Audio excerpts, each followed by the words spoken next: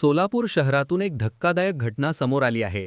ऐन महानगरपालिका निवडणुकीत एका तरुणाचा खून झाल्याची माहिती समोर येत आहे।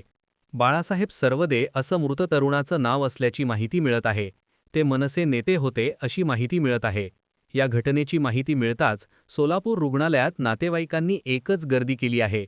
कोणताही अनुचित प्रकार घडू नये म्हणून रुग्णालयाच्या बाहेर पोलिसांचा मोठा फौजफाटा तैनात करण्यात आला आहे। पार्टीचे शहर उत्तरचे आमदार विजय देशमुख आणि त्यांचे सुपुत्र किरण देशमुख यांच्यामुळं यांना बिनविरोध आणण्यासाठी दबावाचं तंत्र चालू होतं भारतीय जनता पार्टीमध्ये।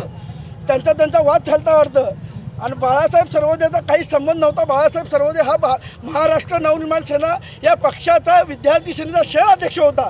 दुपारी ह्यांचा काहीतरी वाद झाला, मग त्यांनी एक माघारी घेतलं वाटतं। मग हा बाळासाहेब सरवदे आणि बाजीराव सरवदे, कारण रेखा सरवदे ह्या बाळासाहेबांच्या चुलत भावांची मंडळी होती। मग आपल्या भाऊजाला असं काय केलं, काय दुपारी भांडण काय झालं, मग त्यांनी त्यांच्या घरी शंकर शिंदे शालन शिंदेच्या घरी गेल्यानंतर शालन शिंदे शंकर शिंदे त्यांचे जे मुलं होते आणि त्याचा जावई होता यांनी त्याला घेरटा घातला। त्यांना फोन आला, किरण देशमुख का मालकांचा फोन आला आणि त्यांनी जागेवर त्याला रिपीट केलं।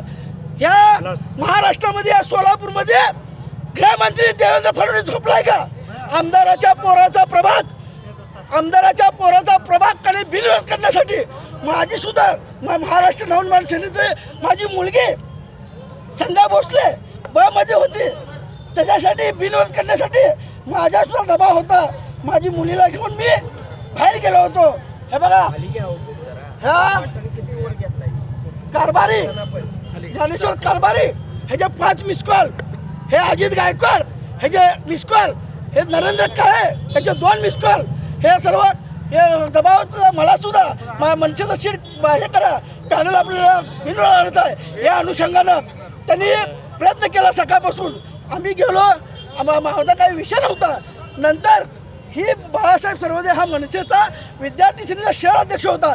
त्यांनी फक्त त्यांना जाऊन बोलल्यानं का असं काय केलं, समाज आपला एक आहे, आपल्या समाजामध्ये तुम्ही असं भांडण का करता, एकमेका समाजाशी घ्या, हे बोलायला त्याचा भाऊ बाजीराव सरवदे आणि बाळासाहेब सरवदे गेले असता त्यांनी शंकर शिंदे शालन शिंदे त्यांचे जे मुलं आहेत त्यांचे MLC मध्ये नाव आहेत, हे नावं बघा। इथं काय झालं माहिती का, बाजीराव सरवदेला मुक्का मारती लागलाय।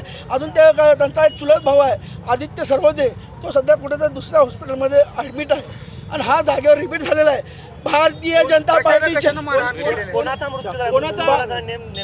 बाळासाहेब पांडुरंग सरवदे महाराष्ट्र नवनिर्माण सेना विद्यार्थी सेनेचा शहर अध्यक्ष आहे तो सोलापूरचा। आम्ही साहेबांचा राईट हँड आहे सोलापूरचा। ह्या भाजपच्या राजकारणामध्ये या आमदारांनी या किरण देशमुखला आणि या पॅनलला बिनविरोध आणण्यासाठी मनसेच्या शहर अध्यक्षाला बळी गेलाय।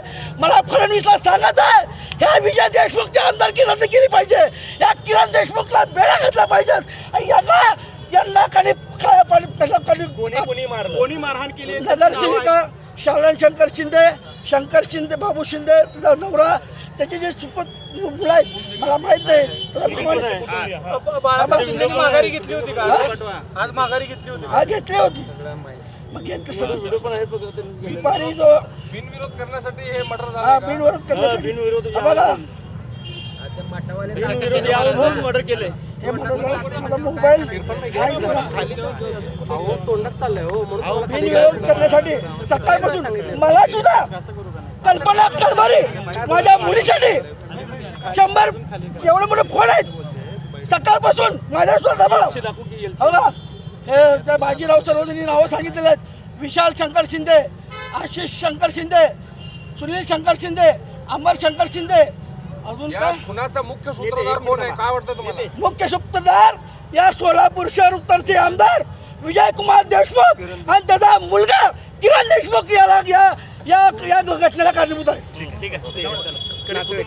बंधुप्रेम न्यूज चॅनलला लाईक, सबस्क्राईब व बेल आयकॉन दाबायला विसरू नका। धन्यवाद।